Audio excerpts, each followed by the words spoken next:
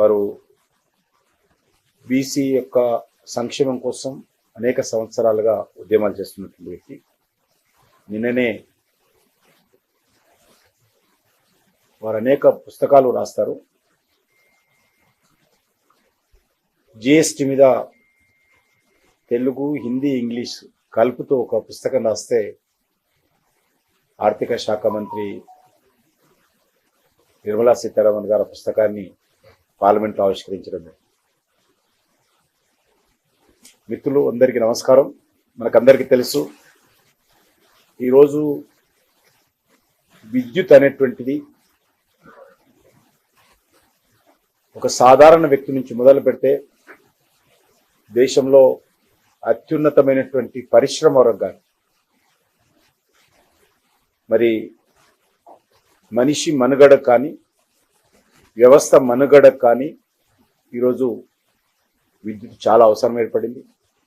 ప్రజలు ఒకరోజు ఉపవాసమైన ఉంటారు, కానీ విద్యుత్ లేకుండా ఉండే పరిస్థితి ఈరోజు ఆ రకంగా ఏర్పడింది. కాబట్టి విద్యుత్ శక్తి యొక్క ఇంపార్టెన్స్ పెరిగింది. ఇది ఒక ప్రాథమికమైనటువంటి అవసరంగా ఎలక్ట్రిసిటీ మారిన విషయాన్ని సందర్భంగా మనయేస్తున్నాను. దీని కారణంగా దాని డిమాండ్ కూడా మన దేశంలో కాదు, ప్రపంచవ్యాప్తంగా పవర్ డిమాండ్, విద్యుత్ శక్తి డిమాండ్ కూడా రోజు రోజుకు పెరుగుతూ ఉంది. మన చేతిలో ఉన్నటువంటి సెల్ ఫోన్ నుంచి మొదలు పెడితే అన్ని రకాలుగా పవరు ప్రాధాన్యత పెరిగింది. అందుకే ఈ యొక్క పవర్ జనరేషన్ కానీ పవర్ డిస్ట్రిబ్యూషన్ కానీ మరి సమర్థవంతంగా నిర్వహించాల్సినటువంటి బాధ్యత ఈరోజు ప్రభుత్వాల మీద ఉన్నది. గత 11 సంవత్సరాలుగా నరేంద్ర మోడీ గారి ప్రభుత్వము దీనిపైన దృష్టిని పెట్టి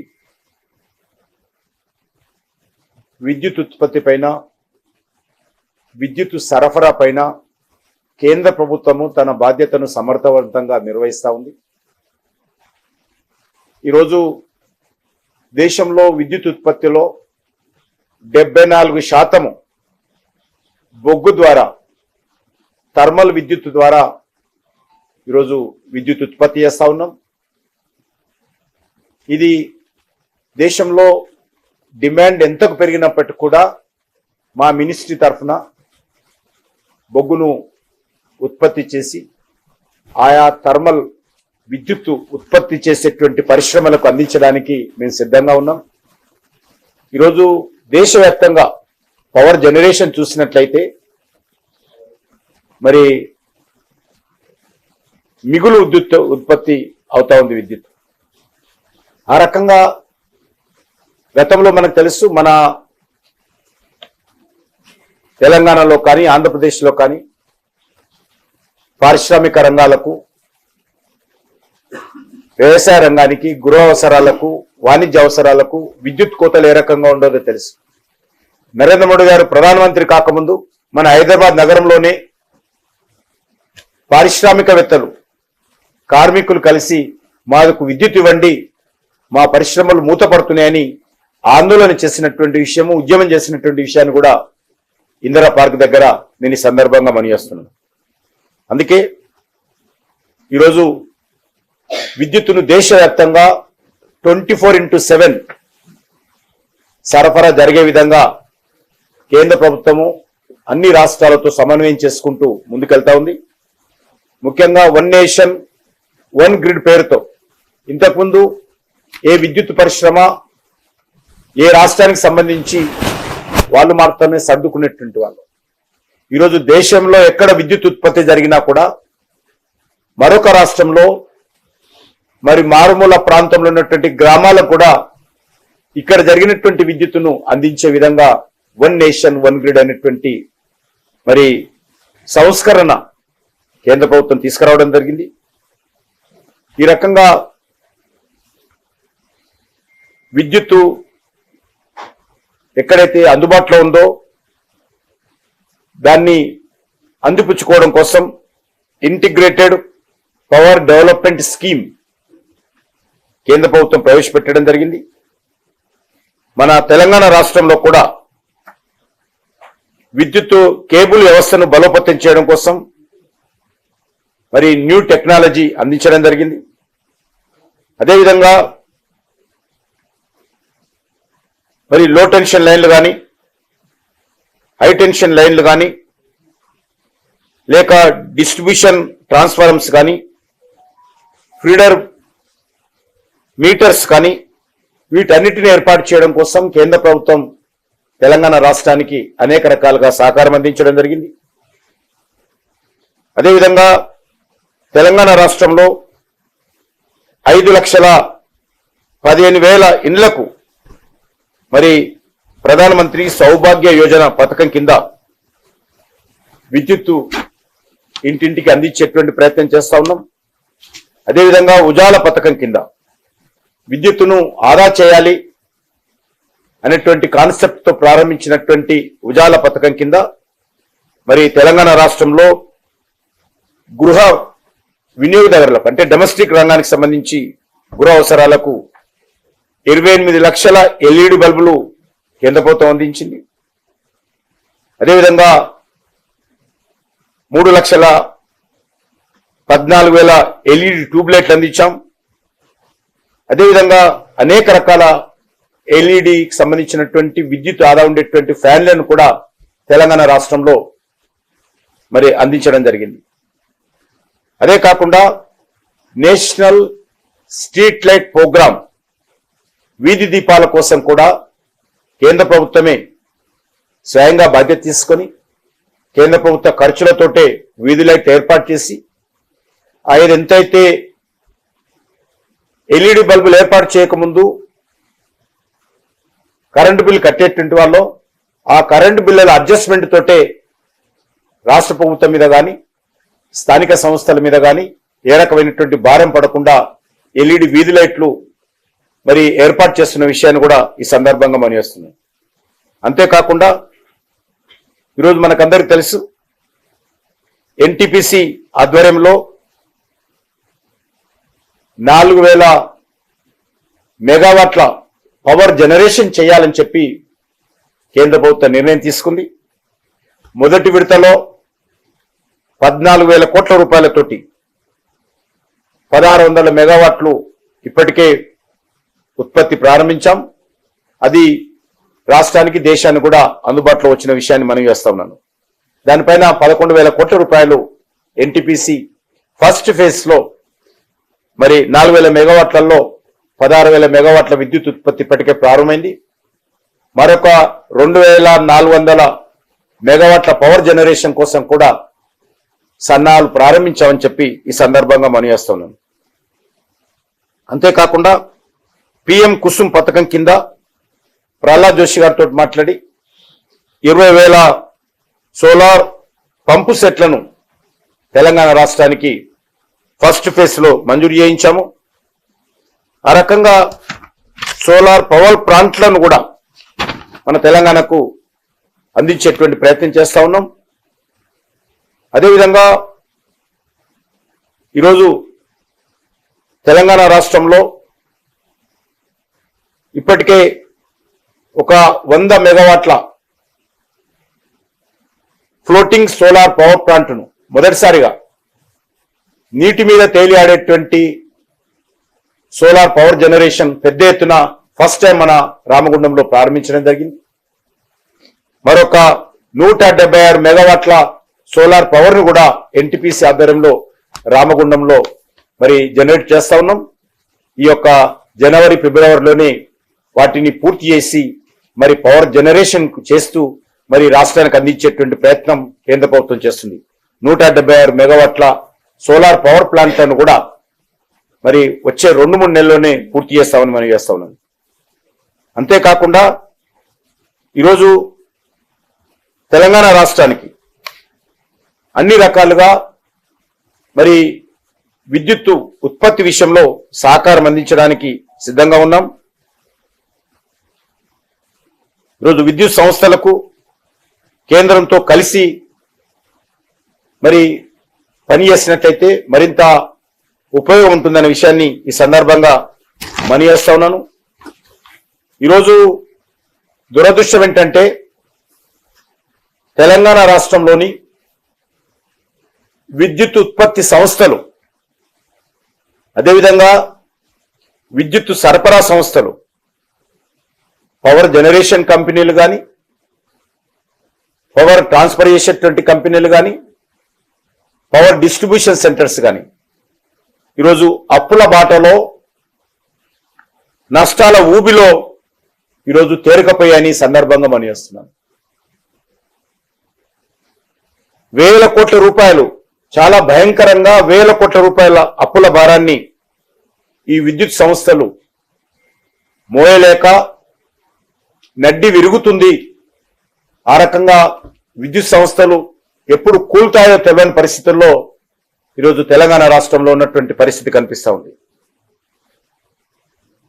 రాష్ట్ర ఆర్థిక పరిస్థితి, విద్యుత్ సంస్థలకు సంబంధించినటువంటి దయనీయమైనటువంటి పరిస్థితి గురించి నేటి విద్యుత్ శాఖ మంత్రి, ఆర్థిక శాఖ మంత్రి అయినటువంటి బట్టి విక్రమార్క గారు కూడా మరి ఒక శ్వేతపత్రాన్ని విడుదల చేసిన విషయం, అసెంబ్లీలో ప్రవేశపెట్టిన విషయాన్ని సందర్భంగా మనయేస్తున్నాం.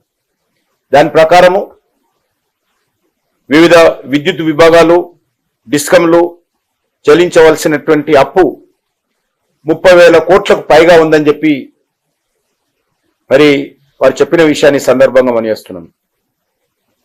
కానీ అది ఈరోజు ఒక్క మా సింగరేణి కంపెనీకే సుమారు 47,000 కోట్ల రూపాయలు విద్యుత్ సంస్థలు చెల్లించాల్సినటువంటి అవసరం ఉంది. బొగ్గు మీద కానీ, సింగరేణికి సంబంధించినటువంటి పవర్ తీసుకోవడం మీద కానీ సుమారు 47,000 కోట్ల రూపాయలు తెలంగాణ ప్రభుత్వము ఒక సింగరేణి బొగ్గు గనుల పరిశ్రమకు మరి అప్పున్నదనే విషయాన్ని ఈ సందర్భంగా మనయేస్తున్నాను.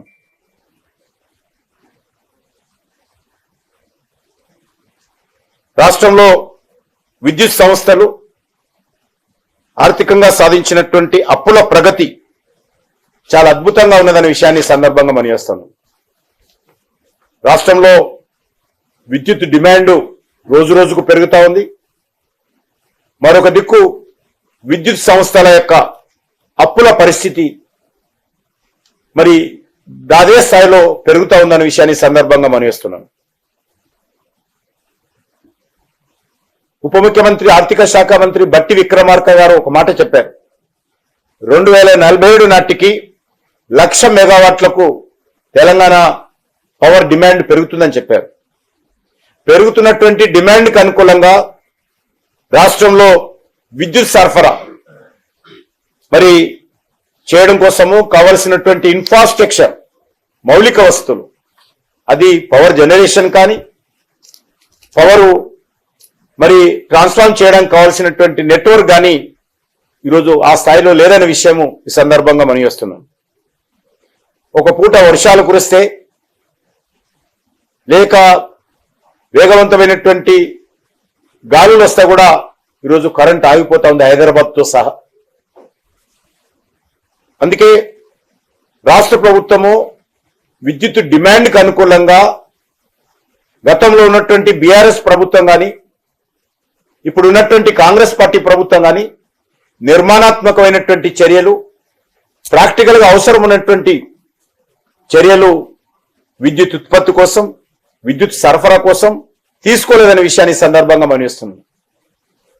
సింగరేణి లాంటి కంపెనీ మీద పెత్తనం చేయడము, విద్యుత్ కంపెనీల మీద పెత్తనం చేయడము, బెదిరించడమే తప్ప ఆ సంస్థల యొక్క ప్రగతి కోసం, ఆ సంస్థలకు సంబంధించినటువంటి మౌలిక వసతులు కల్పించడం కోసం యాజ్ ఏ గవర్నమెంట్, రాష్ట్ర ప్రభుత్వ పరంగా మరి వాటి మీద పెత్తనమే తప్ప వాటికి కావలసినటువంటి సహకారము ప్రభుత్వం అందించడం లేదు అనే విషయాన్ని ఈ సందర్భంగా మనయేస్తున్నాను. ముఖ్యంగా కొత్త పరిశ్రమల ఏర్పాటు కావాలి, అనేకమైనటువంటి సంస్థలు పెట్టుబడులు పెట్టాలని ముఖ్యమంత్రి గారు ఇటీవల తెలంగాణ రైజింగ్ అనేటువంటి సంస్థ ఆర్గనైజేషన్ సందర్భంగా మరి పారిశ్రామికవేత్తలను కోరారు. మరి ఆ రకంగా కోరినప్పుడు ఈరోజు అన్నిటికంటే ముందు పవర్ జనరేషన్ మీద రాష్ట్ర ప్రభుత్వం దృష్టి పెట్టాలి. విద్యుత్ ఉత్పత్తి చేయకుండా పరిశ్రమలు తెలంగాణకు రావు. తెలంగాణ వచ్చిన ఇవి మనుగడ సాగించలేవు.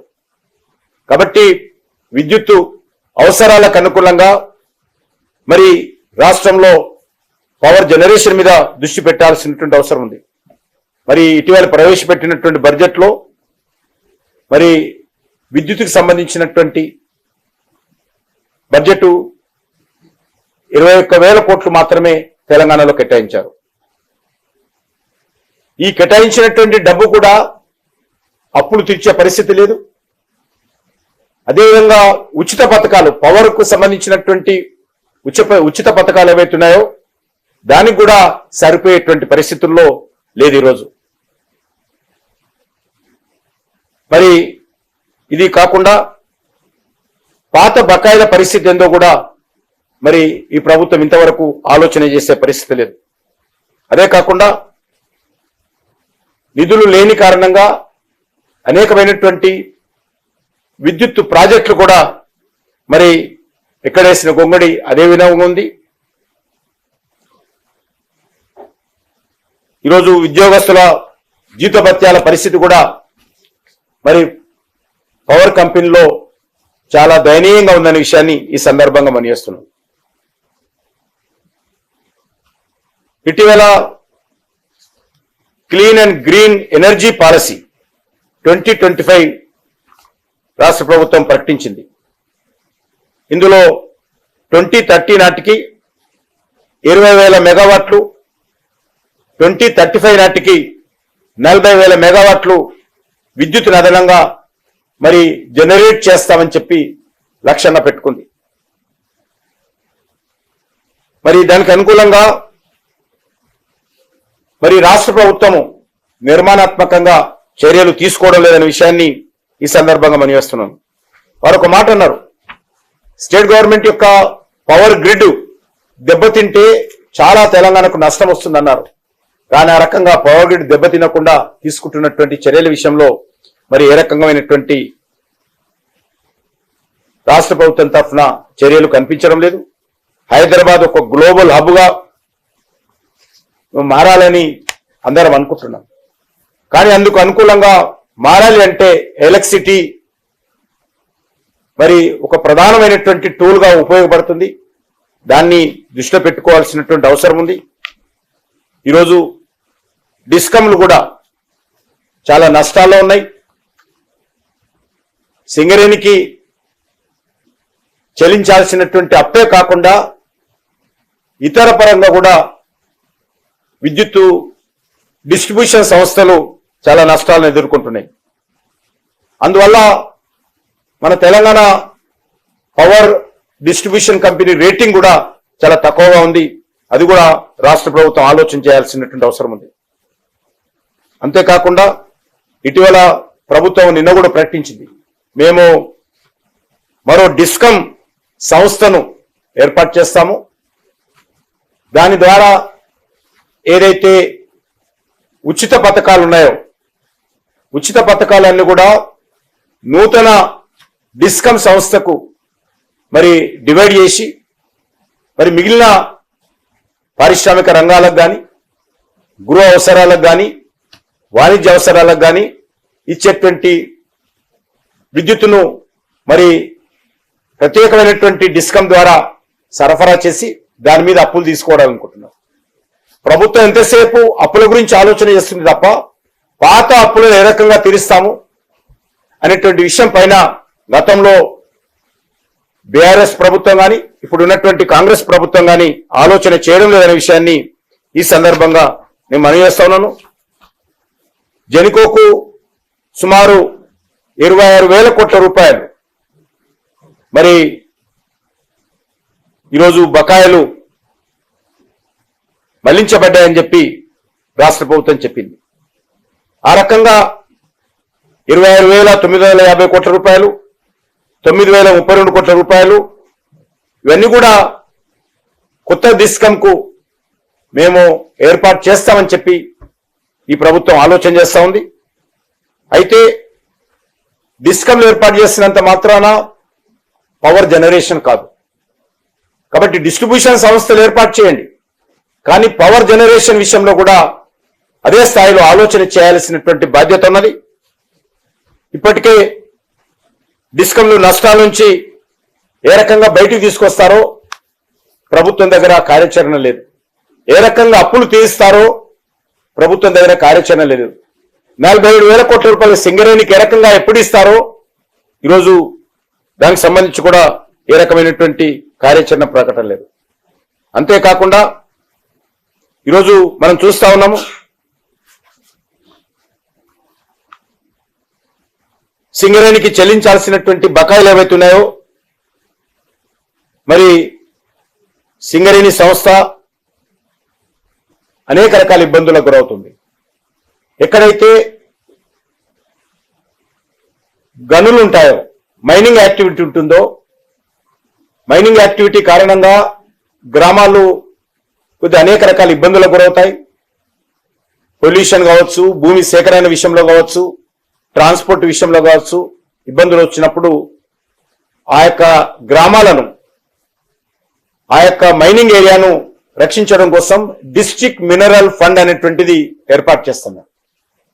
అన్ని జిల్లాలకు కూడా అన్ని మైనింగ్ కంపెనీలు డిస్ట్రిక్ట్ మినరల్ ఫండ్ కింద నిధులు సమకూరిస్తే జిల్లా కలెక్టర్ నేతృత్వంలో ఈ ఫండ్ ఉంటుంది. అక్కడ ఆ గ్రామీణ ప్రాంతాల్లో మంచినీటికి కానీ, మైనింగ్ ఎఫెక్టెడ్ ఏరియాలో పొల్యూషన్ పరిరక్షించేటువంటి కార్యక్రమం కానీ, రోడ్ల నిర్మాణం కానీ, స్కిల్లింగ్ కానీ, ఎంప్లాయ్మెంట్ జనరేషన్ కానీ, అగ్రికల్చర్కి సంబంధించినటువంటి అవకాశాలు పెంపొందించడంలో కానీ ఈ యొక్క డిస్ట్రిక్ట్ మినరల్ ఫండ్ ద్వారా నిధులు ఇస్తాం. కానీ దురదృష్టం ఏంటంటే సింగరేణి కంపెనీ ఆ యొక్క డిఎంఎఫ్ కింద ఆ జిల్లాలకు నిధులు ఇచ్చే పరిస్థితి లేదు. ఒక్కొక్క జిల్లాకు 400 కోట్లు 500 కోట్లు పెద్ద అమౌంట్ అది జిల్లా కలెక్టర్ నేతృత్వంలో ఉంటుంది. మైనింగ్ ఎఫెక్టెడ్ విలేజెస్ కు వాళ్ళ వెల్ఫేర్ కోసం ఖర్చు చేయాల్సినటువంటి డబ్బు కూడా ఈరోజు సింగరేణి ఇవ్వలేనటువంటి పరిస్థితి ఉన్నది. కారణము సింగరేణికి రావాల్సినటువంటి 47,000 కోట్ల రూపాయలు రాష్ట్ర ప్రభుత్వం ఇవ్వడం లేదు. కాబట్టి సింగరేణి ఇవ్వాల్సినటువంటి వివిధ జిల్లాలకు, సుమారు 8-9 జిల్లాలకు డిస్ట్రిక్ట్ మినరల్ ఫండ్ కింద వాళ్ళు కూడా డబ్బులు ఇవ్వకుండా ప్రజలకు ఇబ్బంది కలుగుతా ఉంది. ఈరోజు మనం చూస్తా ఉన్నాం, దీని కారణంగా సింగరేణి చుట్టుపక్కల ప్రాంతాలలో ఇబ్బందులు ఎదుర్కొంటున్నటువంటి గ్రామాలకు ఆయా కలెక్టర్లు మాకు సింగరేణి ఇవ్వడం లేదని చేతులెత్తేస్తున్నటువంటి పరిస్థితి ఈరోజు ఉన్నది. అంతేకాదు కార్మికులు తమ రక్తాన్ని చెమటగా మార్చి మరి రాత్రనక పగలనక కష్టపడి శ్రమ చేస్తే వాళ్ళు సంపాదించినటువంటి డబ్బు, వాళ్ళ కష్టార్జితం ఈరోజు రాష్ట్ర ప్రభుత్వం 47,000 కోట్ల రూపాయలు తీసుకొని వాళ్లకు తిరిగి చెల్లించకుండా గతంలో ఉన్నటువంటి బీఆర్ఎస్ ప్రభుత్వము, నేడు ఉన్నటువంటి కాంగ్రెస్ పార్టీ ప్రభుత్వము ఇబ్బందులకు గురి చేస్తా ఉంది. దీని విషయంలో మరి ముఖ్యమంత్రి గారు వెంటనే చర్యలు తీసుకొని సింగరేణికి ఇవ్వాల్సినటువంటి, సింగరేణి కార్మికుల శ్రమ దోపిడీ జరగకుండా వాళ్ళ డబ్బులు వాళ్ళకి ఇవ్వాల్సిందిగా నేను ఈ సందర్భంగా డిమాండ్ చేస్తా ఉన్నాను. అదేవిధంగా మరి ఈరోజు రాష్ట్ర ప్రభుత్వం ఏదైతే ఎన్టీపీసీ 4,000 మెగావాట్ల సామర్థ్యంతో లక్ష్యంగా పెట్టుకొని తెలంగాణ బైఫోర్కేషన్ యాక్ట్ ప్రకారం విద్యుత్ ఉత్పత్తి రామగుండంలో చేయబోతుందో, ఇప్పటికే 1,600 మెగావాట్ల విద్యుత్తు ఈరోజు ఉత్పత్తి ప్రారంభించింది. ప్రధానమంత్రి గారు స్వయంగా ఆ యొక్క విద్యుత్ ఉత్పత్తి జనరేషన్ ను మరి ప్రారంభించిన విషయాన్ని మనం చేస్తున్నాను. ఈరోజు మరొక 2,400 యొక్క మెగావాట్ల సామర్థ్యంతో 800 ఈ రకంగా 3 800 మెగావాట్ల యూనిట్ ను నిర్మించడానికి సిద్ధంగా ఉంది. ఎన్టీపీసీ చైర్మన్ స్వయంగా వెళ్లి గతంలో ఉన్నటువంటి ముఖ్యమంత్రి కేసీఆర్ గారిని, ప్రస్తుతం ఉన్నటువంటి ముఖ్యమంత్రి రేవంత్ రెడ్డి గారిని కలవడం జరిగింది. నేను కూడా అనేక సార్లు మన యొక్క తెలంగాణ ముఖ్యమంత్రి ఇద్దరు కూడా ఉత్తరం రాశాను. కేసీఆర్కి రాశాను, ఇప్పుడు ఉన్నటువంటి రేవంత్ రెడ్డికి రాశాను.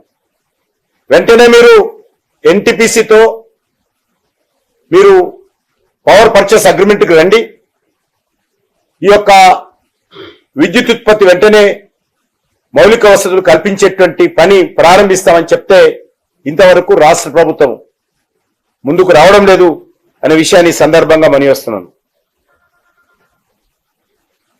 ఈ రకంగా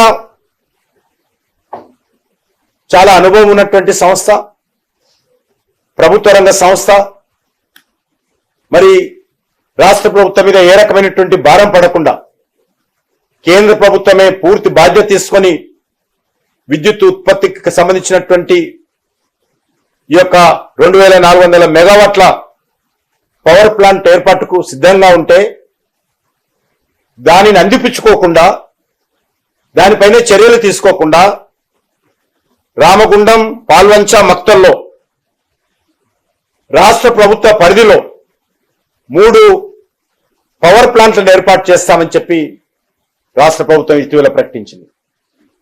నేను అడుగుతా ఉన్నాను, ఈరోజు మీరు ఎన్టీపీసీ ద్వారా ఎందుకు తీసుకోవడం లేదు? రాష్ట్ర ప్రభుత్వం అప్పులు చేయాల్సిన అవసరం లేదు, రాష్ట్ర ప్రభుత్వం మీద ఆర్థిక భారం పడదు. మరి చాలా ప్రొఫెషనల్ ఆర్గనైజేషన్ ఎన్టీపీసీ ఇచ్చేటువంటి విద్యుత్ తీసుకోకుండా ప్రైవేట్ సెక్టార్లో మరి ప్రైవేట్ వ్యక్తుల ద్వారా ఎందుకు విద్యుత్ ఉత్పత్తి చేయాలని, 3 ప్లాంట్లు ఏర్పాటు చేయాలని రాష్ట్ర ప్రభుత్వం ఆలోచన చేస్తుందో ప్రజలకు స్పష్టంగా వివరించాల్సినటువంటి అవసరం ఉందని మనం చేస్తున్నాను. ఎన్టీపీసీ కానీ తెలంగాణ జెన్కో కానీ ఎవరు తక్కువ ధరకు విద్యుత్తును సరఫరా చేస్తే, థర్మల్ ప్లాంట్ల నిర్మాణం వేగవంతంగా ఎవరు పూర్తి చేస్తే మరి వాళ్ళ దగ్గర పవర్ తీసుకోవాల్సినటువంటి అవసరం ఉంది అనే విషయాన్ని ఈ సందర్భంగా మనవిస్తున్నాను. మరి ఈరోజు ఒక్కొక్క మెగావాట్కు ఎన్టీపీసీ ఎంత జనరేషన్ చేయాలనుకుంటుంది, ఎంత చేసినప్పటికీ కూడా దానిపైన భారము రాష్ట్ర ప్రభుత్వానికి సంబంధం ఉండదు. 100% ఎన్టీపీసీ కేంద్ర ప్రభుత్వ ఖర్చుతో నిర్మాణం చేస్తారు. మరి ఈ సమయంలో రాష్ట్ర ప్రభుత్వం ఇప్పటికే ఉన్నటువంటి అప్పులు సరిపోవని చెప్పి మరింత అప్పులు చేసి ప్రైవేట్ సెక్టార్లో మరి ఈరోజు విద్యుత్ ఉత్పత్తి చేస్తే దాని భారము తెలంగాణ ప్రజల మీద పడతా ఉంది. ఈరోజు మరి ఏ రకంగా పర్ యూనిట్ కొనుగోలు చేస్తారో ప్రైవేట్ కంపెనీల దగ్గర స్పష్టం చేయాల్సినటువంటి అవసరం ఉంది. భూమి ఖర్చు, ప్రభుత్వం ఇచ్చేటువంటి భూమి కానీ, ప్రభుత్వం ఇచ్చేటువంటి మరి పవర్ పర్చేస్ అగ్రిమెంట్ కానీ దీనిపైన స్పష్టత ఇవ్వాల్సిందిగా కూడా నేను ఈ సందర్భంగా రాష్ట్ర ప్రభుత్వాన్ని డిమాండ్ చేస్తా ఉన్నాను. ఈరోజు ఎన్టీపీసీ కంటే అదనంగా ప్రైవేట్ సెక్టార్లో ఉన్నటువంటి కంపెనీలు ఖర్చు పెట్టబోతా ఉన్నాయనే విషయాన్ని కూడా ఈరోజు చర్చకు వస్తా ఉంది. ఎందుకు అవసరం ఉందని అడుగుతా ఉన్నాను. చాలా తక్కువ ఖర్చుతో ఎన్టీపీసీ పవర్ ప్రాజెక్ట్ జనరేట్ చేస్తే వాళ్ళ దగ్గర కొనుగోలు చేయాల్సినటువంటి అవసరం ఉంది, అంతే తప్ప మరి రాష్ట్ర ప్రభుత్వము దీనిపైన స్పష్టత తెలంగాణ ప్రజలకు ఇవ్వాల్సిందిగా ఈ సందర్భంగా నేను రాష్ట్ర ప్రభుత్వాన్ని కోరుతా ఉన్నాను. అదేవిధంగా అనేక సమస్యలలో ఈరోజు విద్యుత్ రంగం తెలంగాణలో ఉంది. ఈ సంక్లిష్ట పరిస్థితుల నుంచి బయటికి తీసుకురావడం కోసం, నూతన విద్యుత్ సామర్థ్యాన్ని జోడించడం కోసం, మౌలిక వసతులు మెరుగుపరచడం కోసం ఒక సమగ్రమైనటువంటి కార్యాచరణ ప్రాక్టికల్ గా అమలు చేయగలిగేటువంటి మరి ఒక కార్యాచరణ తెలంగాణ ప్రభుత్వం రూపొందించుకొని ముందుకు వెళ్లాల్సినటువంటి అవసరం ఉంది. ఆ రకంగా చేయకుండా మరి ఎన్ని రేజింగ్ సమ్మిట్లు పెట్టినా కూడా మరి ప్రజలకు మేలు జరగదనే విషయాన్ని ఈ సందర్భంగా మనం చేస్తూ సెలవు తీసుకుంటున్నాం. ఆర్థికంగా చెప్పాను, ఇవన్నీ చెప్పినా కదా ఇప్పటిదాకా అదేగా చెప్పింది. ఒక మా సింగరేణి కంపెనీకే 47,000 కోట్ల రూపాయలు విద్యుత్ సంస్థలు ఇవ్వాల్సి అంటే సంక్షోభంలో ఉన్నట్టే లేనట్టు అర్థం చేసుకో. అంతకుముందు కూడా చెప్పాను, అది కూడా చెప్పాను. లేలే అంతకుముందు బీఆర్ఎస్ ప్రభుత్వంలో ఉన్నటువంటి అప్పులు ఇప్పుడు తడిసి మోపడైనవి. ఈ రెండు ప్రభుత్వాలు కూడా సింగరేణికి ఇవ్వాల్సినటువంటి పైసలు ఇవ్వకుండా సింగరేణిని ఈరోజు మరి ఒక బాతు గుడ్డులాగా ఉపయోగించుకుంటున్నారు తప్ప. షేర్ చేయండి, లైక్ చేయండి, సబ్స్క్రైబ్ చేయండి. మరిన్ని వీడియోల కోసం బెల్ సింబల్ పై క్లిక్ చేయండి.